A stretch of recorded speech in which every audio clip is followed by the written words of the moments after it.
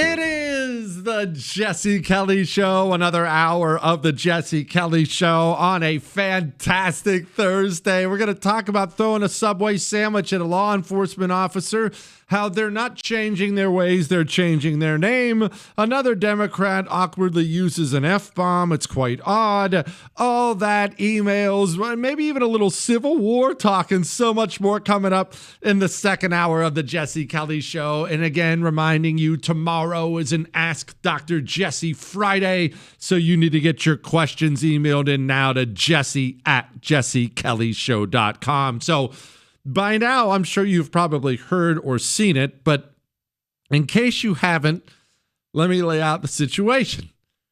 You are aware that Trump has sent the National Guard into D.C. He's taken over the D.C. Police Department. Trump has essentially said, I'm done. I'm done with the crime, the homelessness, everything else. Our nation's capital is a war zone. It stops now. Well, now there are federal troops all over D.C. There are troops. There are uniformed cops. There are cops in what you would call, tactical gear. DC has a presence, a law enforcement / military presence now. Well, DC also has something inside of it. Communists, legions of them, legions and legions and legions of them. Remember how DC votes, 92% Democrat. It is, I think it's comfortably the bluest area in the United States of America. If you live in D.C., you are probably a communist. And here's the thing. And I find it humorous sometimes. Sometimes it's awful and it's sad. Sometimes it's hilarious. But we talk about how Democrats are communists and communists are revolutionaries. Democrats are communists and communists are revolutionaries. The communist is trying to break everything. He is fighting a revolution from inside the country. He's trying to break everything. And that requires breaking the law. If you are going to fight a revolution, you are going to have to break the laws of the country you're fighting a revolution in. Our founding fathers, I have news for you. When they had a revolution against the British king, broke the law. There's no way to fight a revolution and stay within the law. So breaking the law has always been part and parcel of being a Democrat, certainly a Democrat activist. I'm not saying every Democrat breaks the law, but they all encourage it, and they all want it to happen. The ones who don't physically break the law will sometimes passively, sometimes not, encourage others to do so. Hey, someone should post that guy's address. What are you doing there? You're encouraging the mentally ill demons in your party to show up at someone's home and do something. Hurt somebody, kill somebody, vandalize something, maybe just run-of-the-mill intimidation. You want the law broken.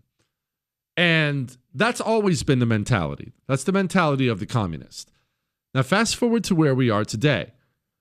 Yes, we have the presidency and the House and the Senate, and we have a bunch of red states and things like that, but the blue areas of this country are as communist as North Korea. They really genuinely are. The blue areas, because there is this self-licking ice cream cone thing that happens there where in order to get elected in a blue city now, in a blue state, in order to get elected there, you have to take the most extreme Stalin-esque position on every single issue. Otherwise, someone running against you will get to the left of you and they will be elected. This has caused either moderate Democrats to lie and act communist or flat out lose. They just lose their election and they get bounced.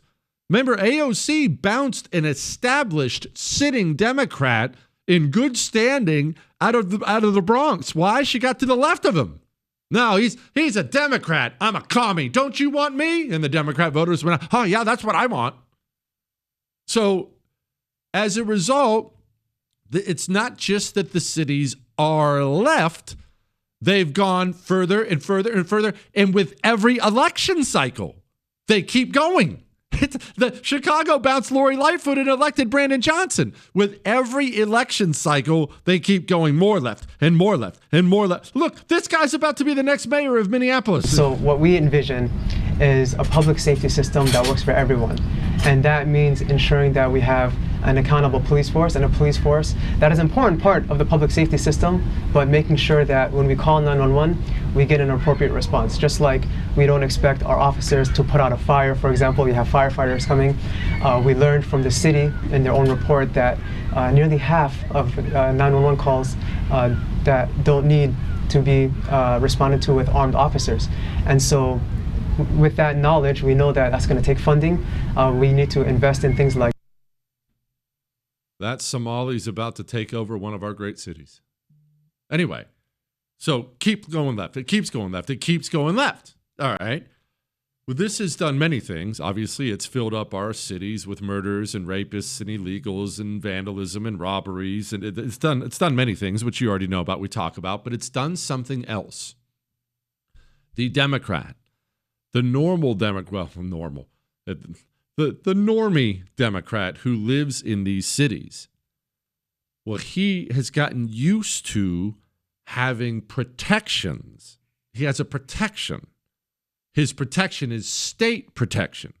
Remember what Brandon Darby talked about? Pause on this. Remember what Brandon Darby talked about yesterday? If you missed it, it's on iHeart, Spotify, iTunes. We interviewed Brandon Darby last night in hour 2. He was talking about Mexico and how this cartel overtook that cartel. And basically, it depended on your level of state protection. Yeah, maybe you're in a town, a city where the mayor looks out for you, but what if the governor hates you or something like that? You need as high a level of state protection as you possibly can. That's how all corrupt societies work. It works the exact same way in blue cities. If you are an established communist in these blue cities, you know that your DA is never going to charge you with a crime. You're used to that. They're not going to, even if you do, you get slapped on the wrist, they'll turn you loose. And in Washington, D.C., that's the most extreme example of this because it's not just the street animals. It's not just the rapists and murderers who get set loose. Democrats who live in D.C. have watched time after time after time after time where a corrupt communist in the government finds himself in trouble, but he also finds his trial, his judge, his whatever, in D.C., and he walks away scot-free. I complain about guys like Kevin Kleinsmith, the FBI lawyer who lied on a FISA warrant, which should send you to prison for the rest of your natural life. To do that with your position, he's still practicing law. He got probation for like 6 months or a year. Why? In D.C. So that has created, the Democrats who live in D.C., a feeling of invincibility. You own all the levels of government. Nobody's going to charge you. You can just fight your revolution, act like an animal, and you'll never get in trouble. Which brings us to a Sean Charles Dunn. I couldn't believe my eyes when I first saw the video. We had Customs and Border Protection agents in tactical gear walking through D.C., helping, arresting, doing the things they're doing.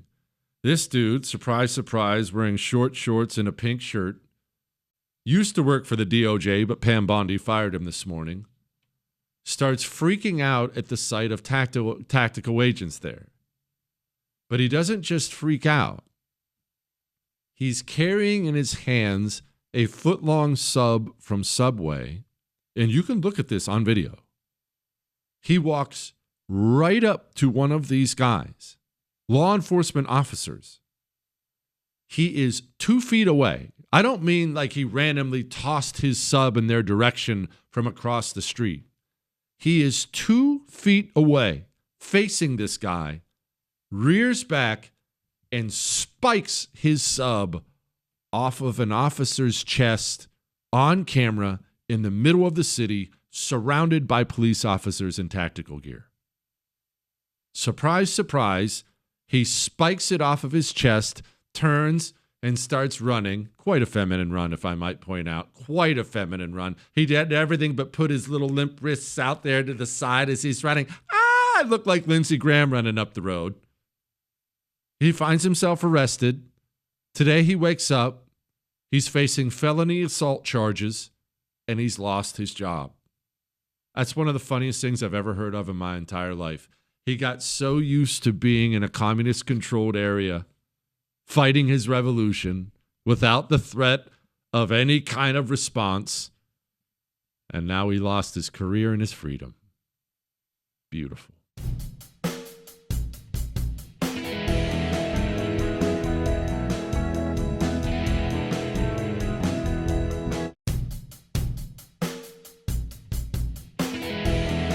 It is the Jesse Kelly Show on a wonderful, wonderful Thursday. All right, let's dig into some emails, shall we? We have some room we have to clear out before we make fun of Chuck Schumer for being a liar and other things. Jesse, really enjoying Civil War history and looking forward to more. People always talk about World War I being the birth of trench warfare. But if you read Sam Watkins' account of battles like Kennesaw Mountain, it becomes clear that this strategy was used as early as the Civil War. Confederates would dig trenches, line them with pine trees, shave down to giant spikes, point them toward the enemy line. They would use grape shot to mow down approaching Union soldiers. Pause. Grape shot, just for those who don't know, in a cannon or a cannon-type weapon, it's not just cannonballs that go in there. You can put, I know it seems like an obvious point, but you can put balls, the steel ball bearings, not steel, but ball bearings, sometimes steel, in there, a bunch of them. So instead of one big cannonball, you have a bunch of mini cannonballs. When that explosion happens and they come out the end of the barrel, it's exactly what you'd expect. Essentially like a gigantic shotgun mowing down everyone in front of them. Anyway, back to this. Sam Watkins described it as being a fine pink mist in the air that morning on Kennesaw Mountain. Advancing soldiers easily being picked off one by one from the new Henry repeater rifle, so on and so forth. Must have been brutal fighting, equal in many ways to World War I.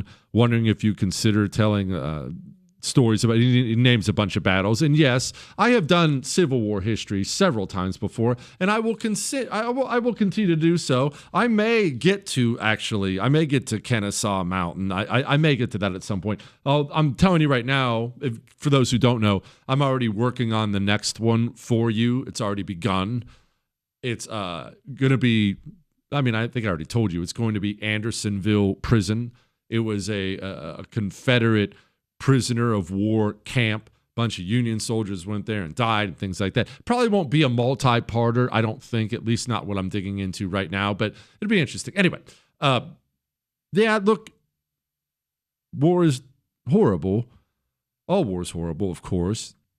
And the whole digging trenches thing, that's still in effect. Russia, Ukraine, trenches.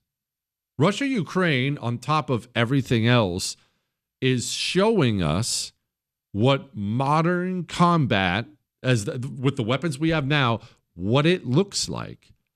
It is drone heavy, it's artillery heavy, and it's back to being trench warfare. I've seen more footage of the terrible fighting over there than I care to ever get into or think about again. And they do what human beings do. Look, it's a natural thing when the air itself is full of deadly things that will kill you.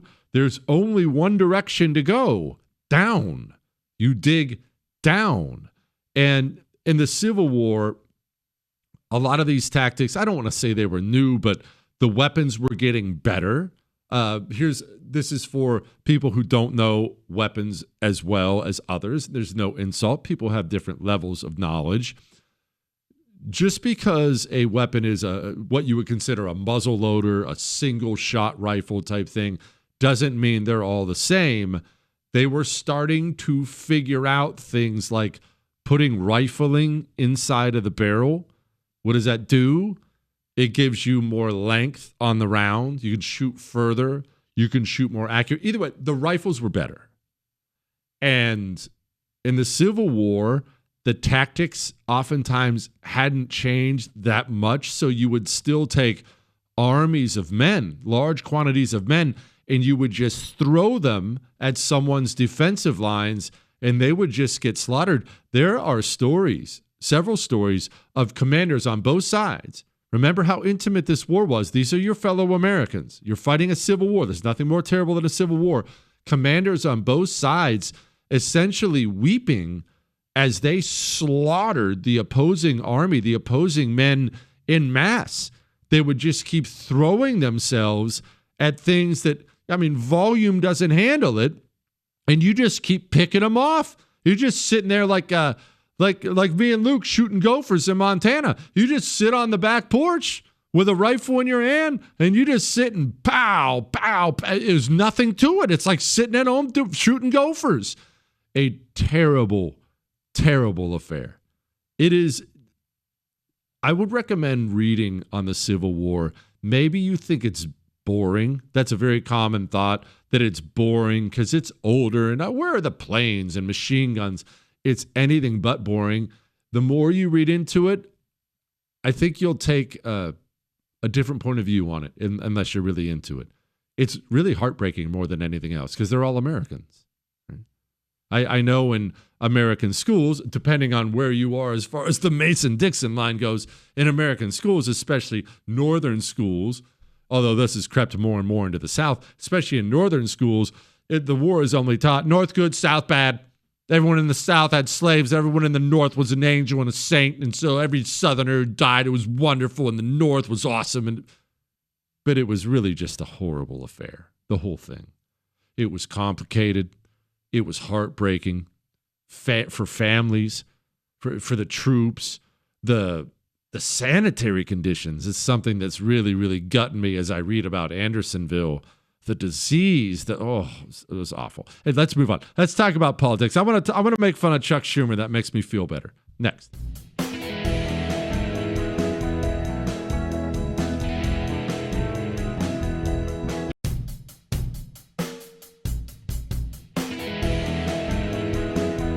It is the Jesse Kelly Show on a fantastic, fantastic Thursday. Remember, tomorrow's Ask Dr. Jesse Friday, and you need to get your questions emailed in now to jesse@jessekellyshow.com. So, couple of things. Chuck Schumer's running his stupid mouth, as always, on television, and he had to do the thing all Democrats do now, and drop an F-bomb in public. And if he went to Congress and said, you know what, there's this crime emergency, we need the National Guard out there longer, we need to take over Washington, D.C., would you grant it? No way. We'll fight him tooth and nail. And right now, Democrats, it seems forced. Everyone can tell that it's forced. Stop trying to butch up by dropping cuss words. It seems forced. That's one. Two, there is out of touch, and then there's whatever this is from Chuck Schumer. Listen to this. I walk around all the time. I wake up early in the morning sometimes and take a nice walk as the sun is rising around some of the Capitol and the other monuments and things, and I feel perfectly safe. They're full of it. DC's perfectly safe. I walk around all the time. Well, that's weird because, we're hearing things, lots of things like this. The Washington Post took a poll at late April, early May. 91% of Washington residents say crime is a problem.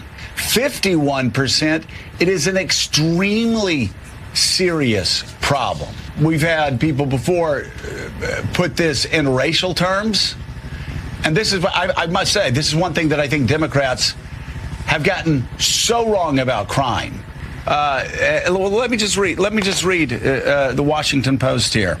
There are stark divides among the lines of race and income in the poll, with black residents and lower income residents significantly more worried about crime than white residents and those with higher incomes.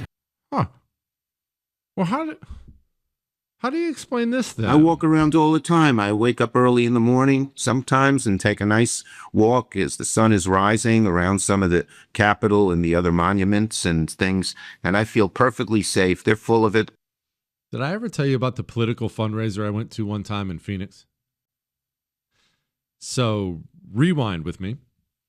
I'm running for Congress. I believe this is my second time running for Congress. I'm not looking at the timeline in my head. Plus, I have very low IQ, so I lose track of things like that.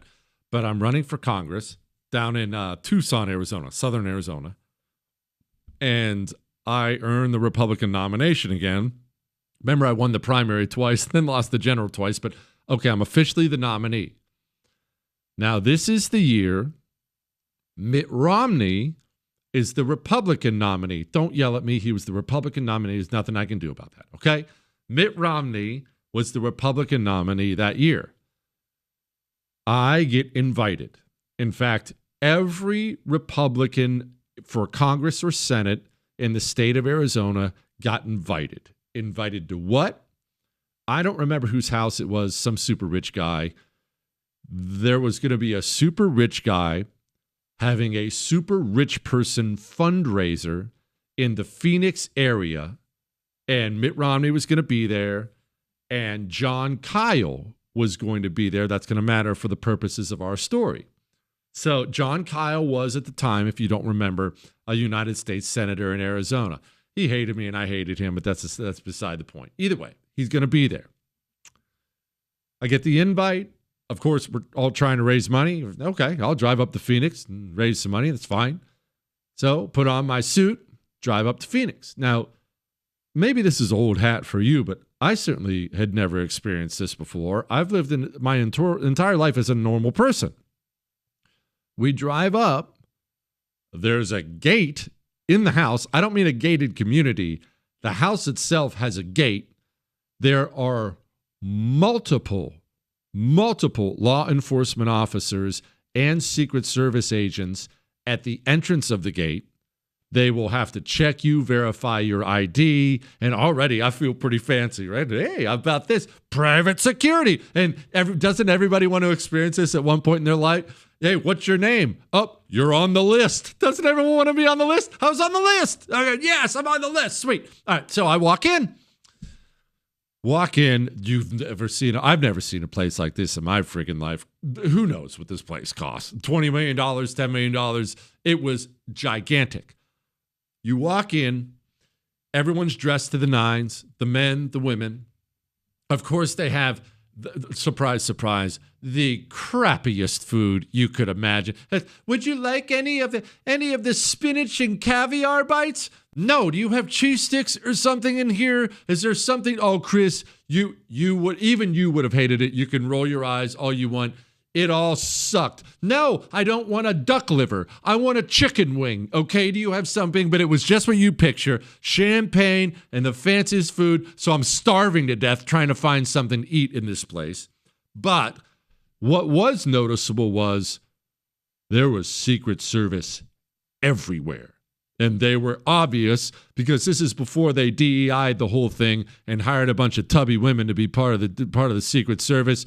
It was all exactly what you'd expect. Strapping dudes who looked like they could punch your head off your shoulders, suits. We're talking SMGs, machine guns, the works. It looked like the President of the United States was there, but the President of the United States was not there. Why all the Secret Service? John Kyle was there. John Kyle, at the time, he was the minority whip in the Senate. The minority whip is not even the minority leader. He is under the minority leader. He's the minority whip.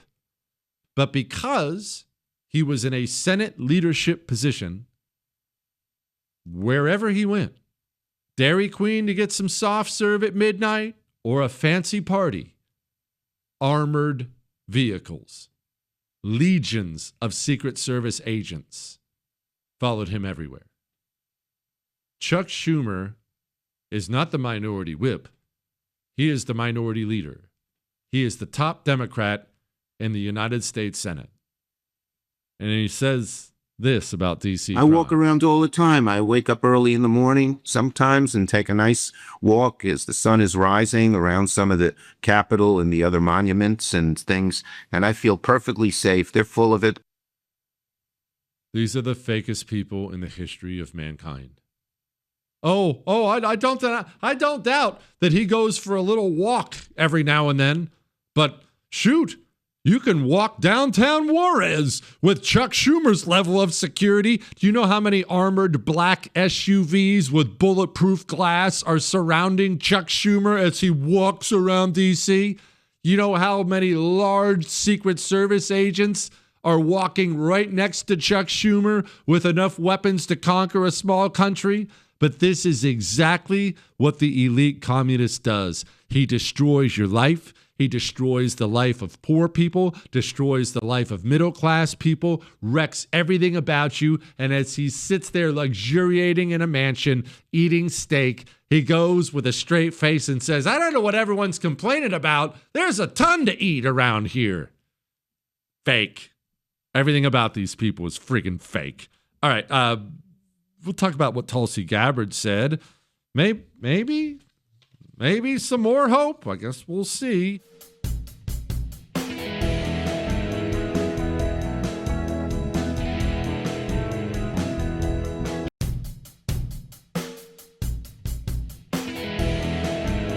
It is the Jesse Kelly Show on a Thursday. Remember, if you miss any part of the show, you can download the whole thing on iHeart, Spotify, iTunes. Okay, so Tulsi Gabbard sat down with Megyn Kelly and dropped this little nugget about Fauci. Of course, I don't have to introduce Fauci. Everybody remembers that nasty little troll and how much he wrecked our lives. Here it was. Looking at the gain of function research that in the case of the Wuhan lab, as well as many others around, many of these other biolabs around the world, was actually U.S. funded and leads to this dangerous kind of research that in many examples has resulted in either a pandemic or some other major health crisis. Well, let me ask you specifically, because we already know that EcoHealth Alliance was partnering with this Wuhan lab to do gain of function research. That's right.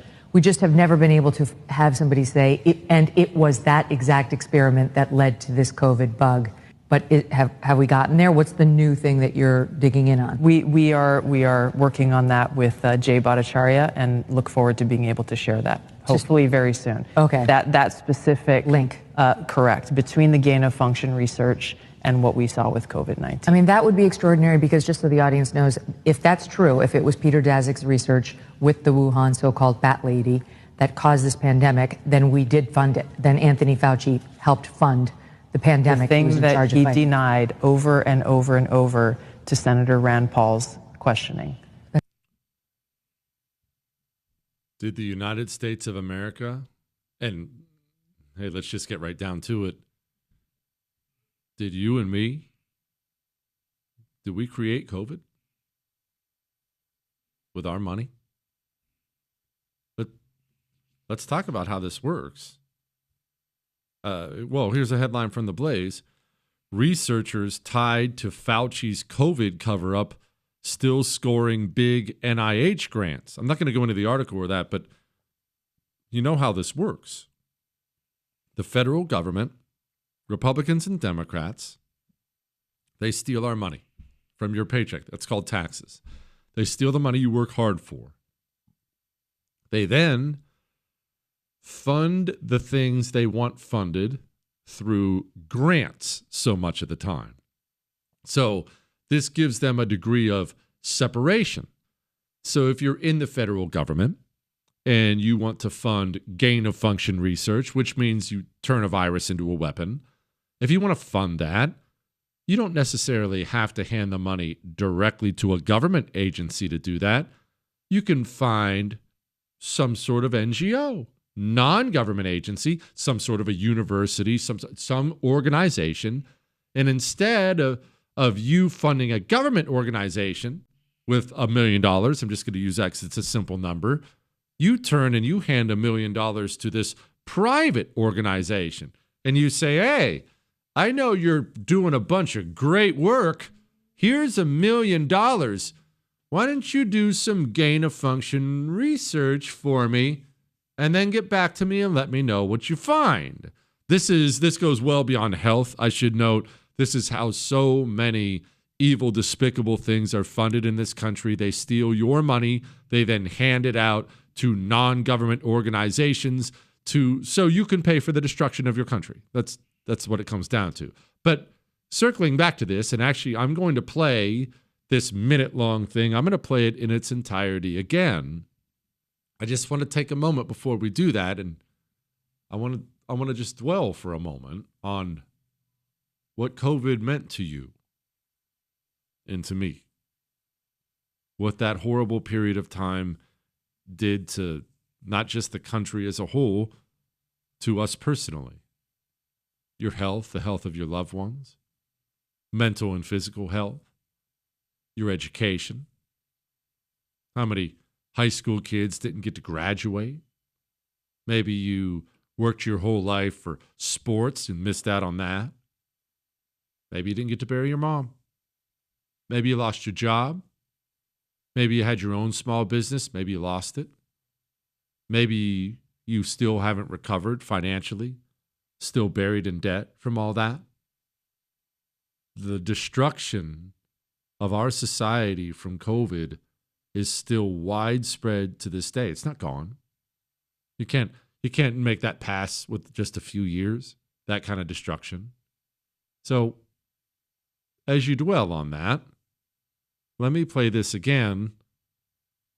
Did you pay for it too? Looking at the gain of function research that in the case of the Wuhan lab, as well as many of these other biolabs around the world, was actually U.S. funded and leads to this dangerous kind of research that in many examples has resulted in either a pandemic or some other major health crisis. Well, let me ask you specifically, because we already know that EcoHealth Alliance was partnering with this Wuhan lab to do gain of function research. That's right. We just have never been able to have somebody say, it was that exact experiment that led to this COVID bug.